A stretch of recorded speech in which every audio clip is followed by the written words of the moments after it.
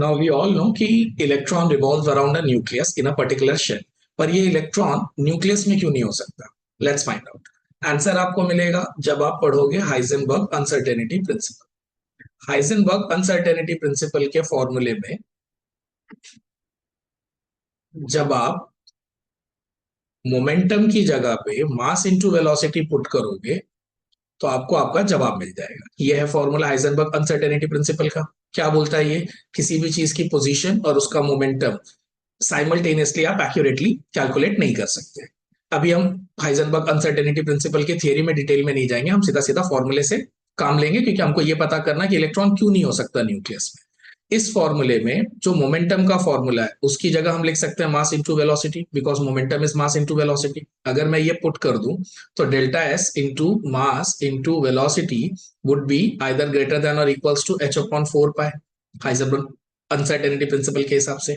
अगर मैं वेलोसिटी को इसी साइड रखूं, डेल्टा एक्स और एम को उस साइड भेज दूं, तो मेरे पास आएगा v इज ग्रेटर देन और equals to H upon delta X भी इस साइड आ गया, एम भी इस साइड आ गया, और 4 पाई तो यहाँ पे पहले से ही था। Now let's substitute all the values. H की वैल्यू कितनी है? That is 6.63 into 10 raised to minus 34 joule second, Planck's constant है ये।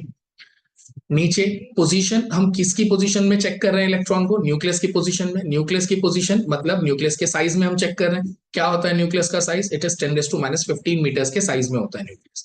तो यहाँ इसी साइज में चेक कर रहे हैं कि इलेक्ट्रॉन हो सकता है या नहीं, तो हमने न्यूक्लियस का साइज पुट कर दिया।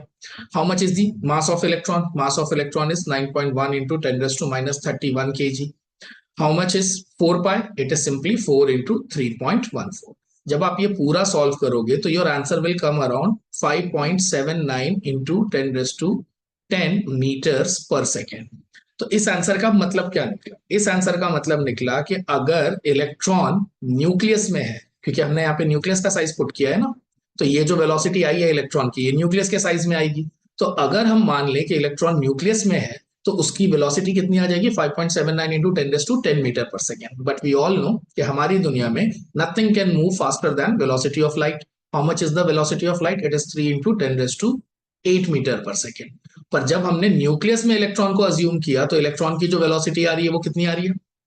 5.79 into 10 raised to 10। It is clearly greater than velocity of light, और वेलोसिटी ऑफ लाइट को तो आप क्रॉस कर नहीं सकते। तो इसका मतलब कि न्यूक्लियस में इलेक्ट्रॉन को अज्यूम करने से जो वेलोसिटी आ रही है it is practically not possible.